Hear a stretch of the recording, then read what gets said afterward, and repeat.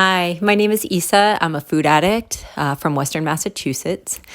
Just to get my stats out of the way, I am 41. I came into the rooms of OA when I was 23. My current abstinence is 8 years of back-to-back abstinence. I never left the rooms of OA, so I've really been in OA for 17, almost 18 years, right? No, 16, almost 17 years. It's 2020. And I maintain about a 100-pound weight loss at this point in my life. So yeah, I have been in AA meetings and I hear people talk about, oh, this father died of drunk driving, and this one died of kidney failure or liver disease. In my family of origin, there's a lot of addiction. There's a lot of food addiction too. My mom is morbidly obese. She has been my whole life, as far as I can remember.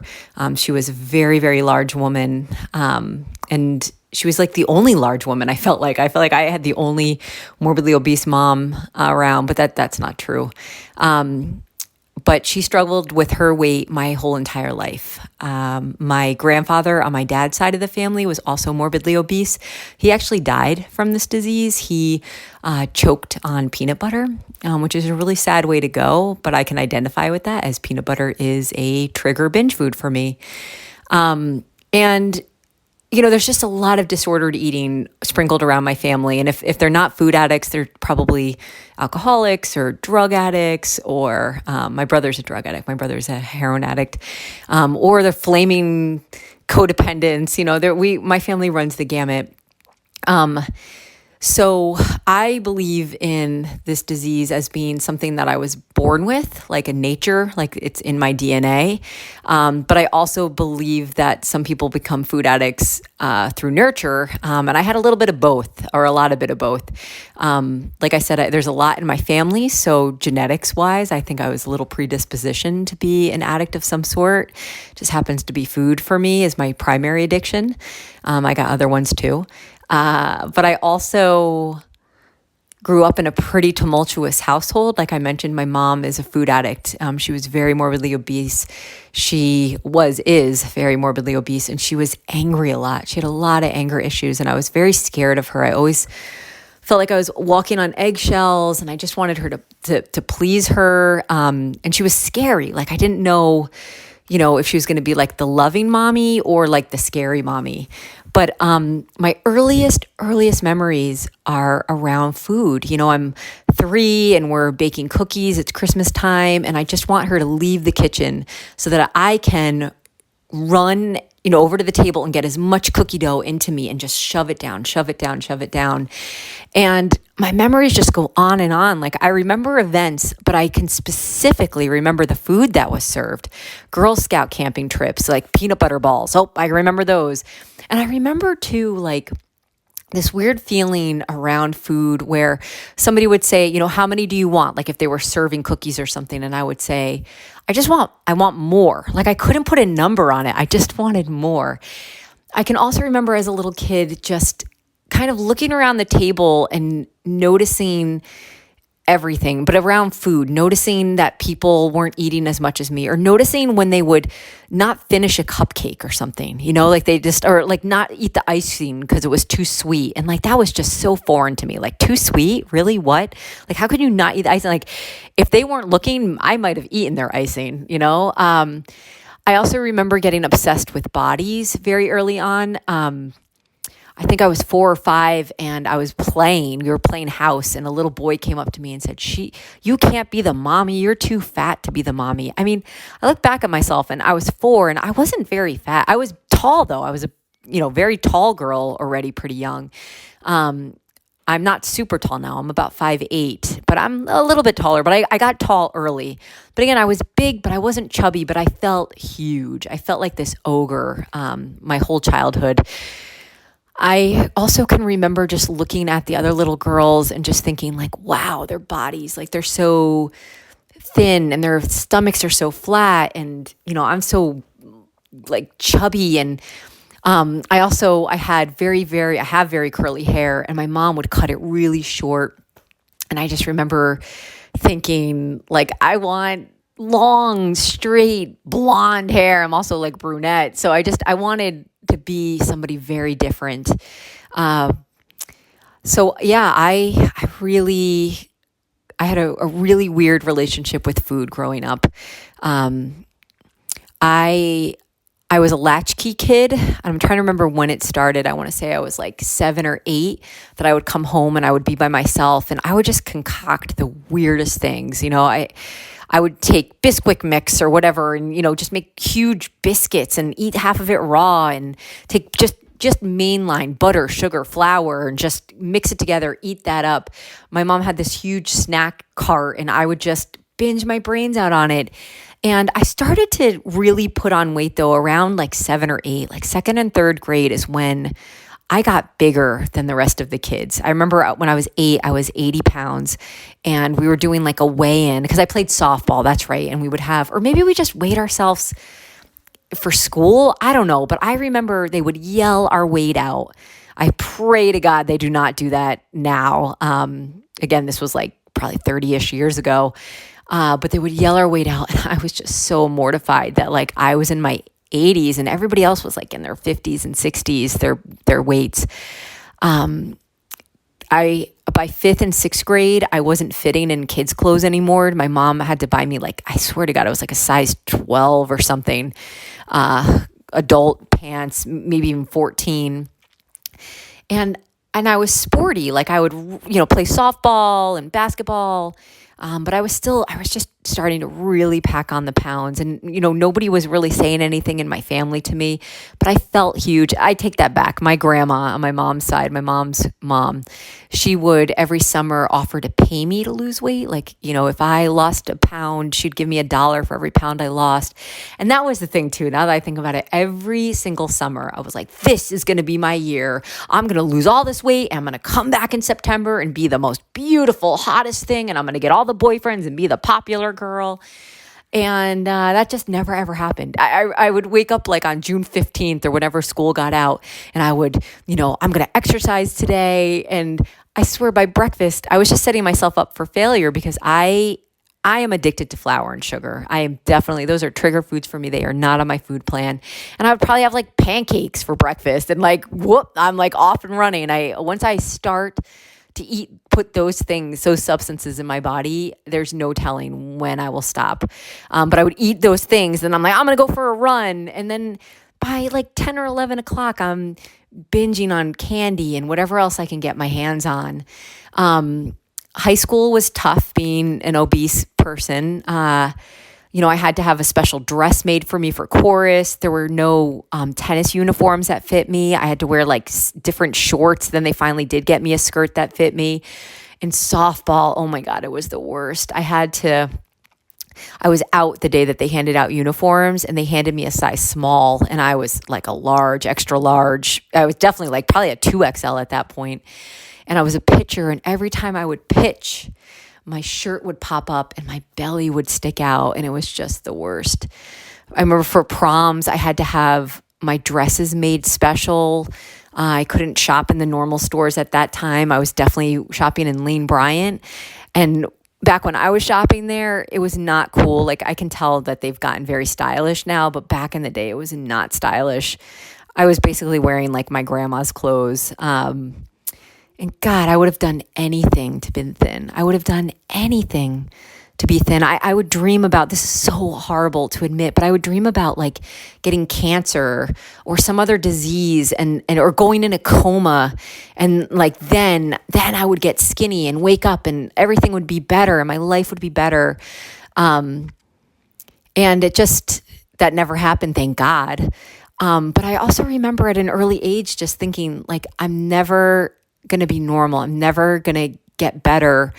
Because I watched my mom just go through everything to try to get thin and never have success. All of the commercial diet plans. She even had gastric bypass surgery. That was more recent.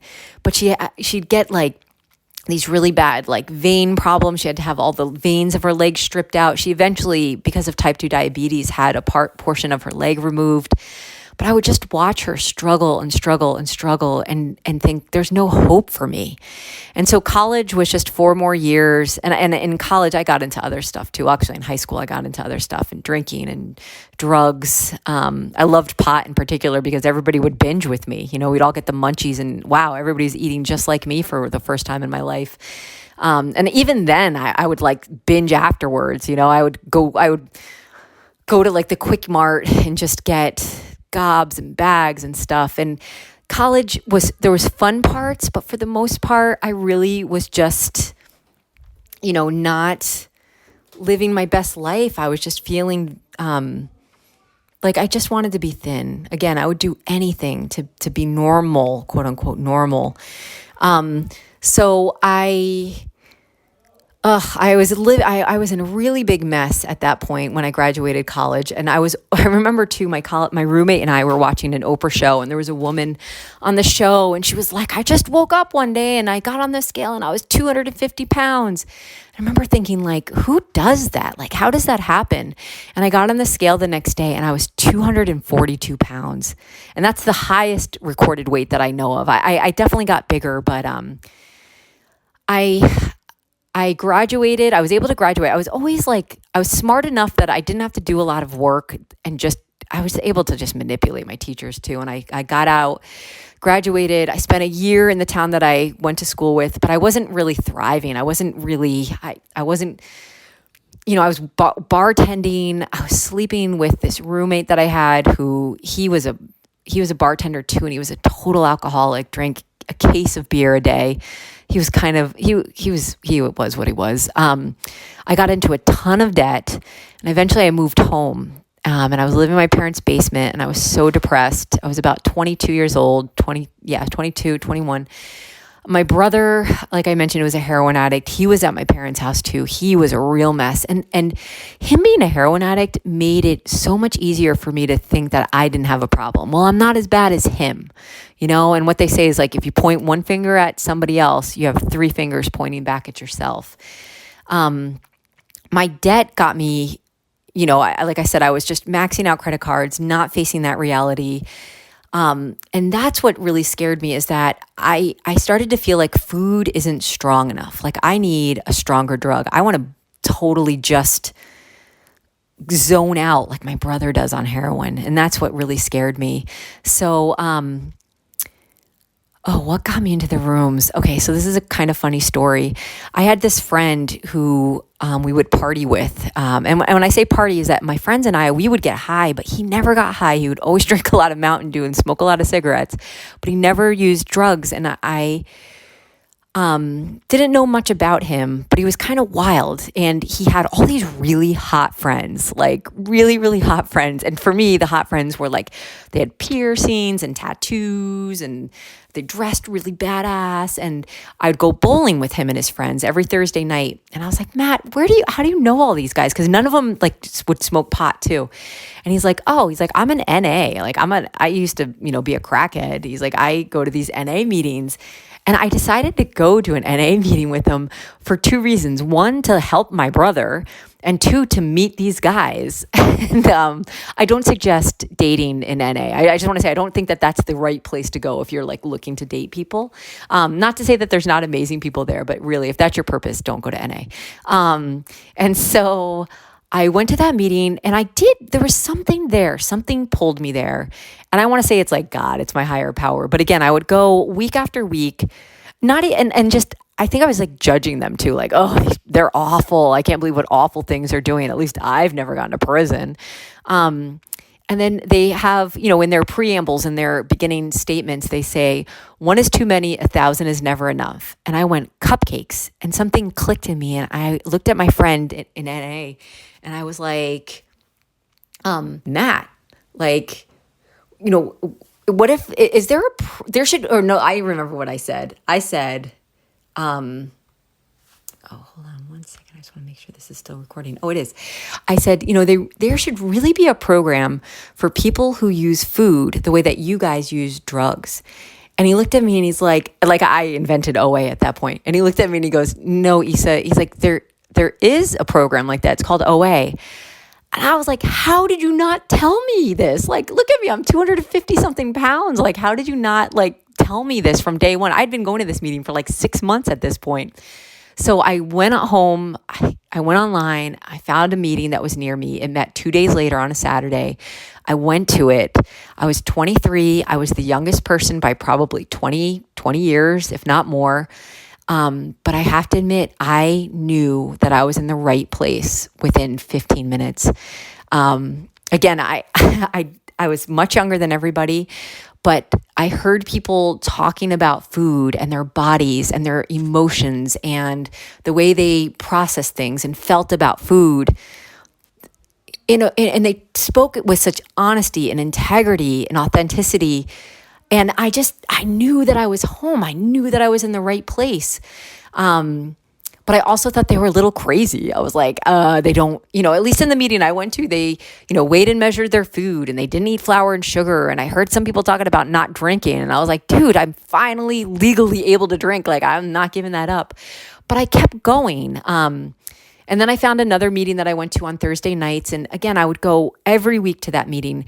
And I would sometimes think about the food plan, and I would go late and I would leave early. I didn't really want to talk to anybody because again, I just was so much younger, and I just thought it was a little bit insane, but also something kept dragging me back week after week. I just kept going. And then finally, in the Thursday meeting, there was this woman who I thought she was in her 30s. And she was just beautiful. And she had a nice car and a boyfriend and a great job. And I was like, you know what? I'm going to start doing OA for real. Like, I'll get a sponsor and a food plan when I'm 30. That was my plan. So I found out that this girl was a year younger than me. She was like 22 or 23, and I was maybe 24 at the time. And I'm very competitive. And I was like, if Eliza is doing it, like, I'm going to do it. So I actually asked her to be my sponsor because she had what I wanted, and at the time there's a saying about OA, like, come for the vanity, stay for the sanity. And I came for the vanity. I just wanted to be thin and get out of debt, get the nice car, get the nice job. And so I asked her to be my sponsor, and she was like, go to the store, get yourself a digital scale, call me at 6 a.m. I'm going to give you a food plan.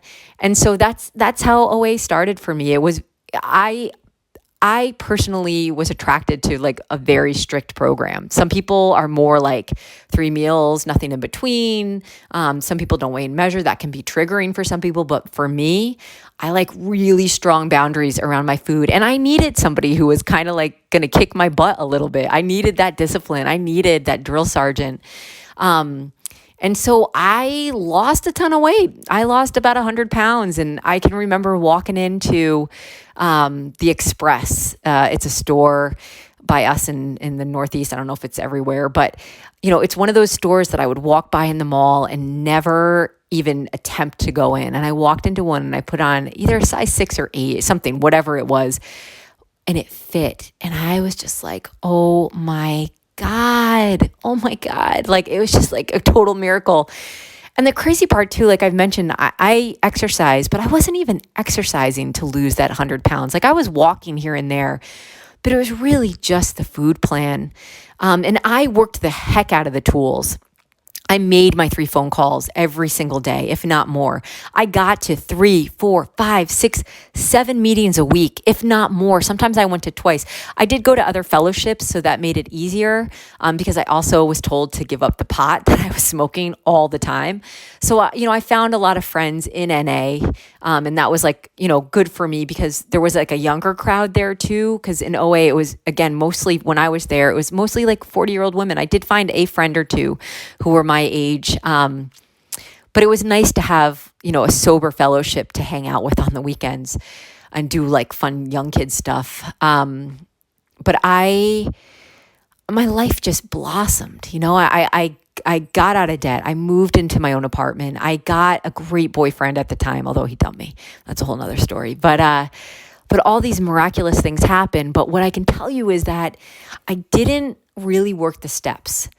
And eventually I went into a relapse, a couple, maybe a year or two after losing all that weight. I started to gain the weight back slowly, because that's the thing about OA. It's not just a food plan. It's not just support meetings. It's not just a sponsor. It's steps. There's real step work to do to enlarge our spiritual lives. And don't get me wrong, the tools, the food plan that I was on, the meetings are amazing, amazing. But I also needed to work the steps in some way, shape, or form. And that can come through the form of literature. There's so many varieties, just like there's so many varieties of food plan and versions of OA, there's many varieties of ways to work the steps.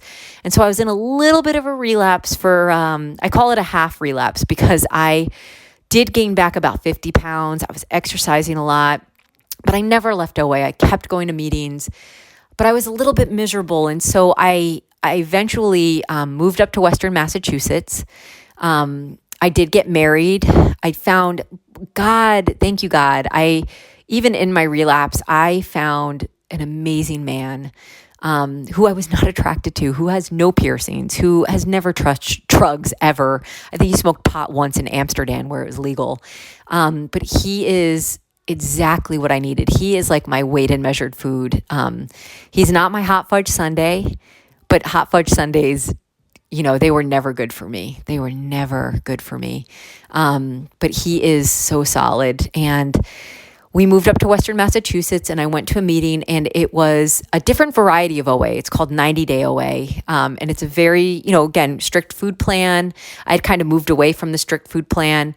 But I found people who had what I wanted. I was about 30 when we moved up here.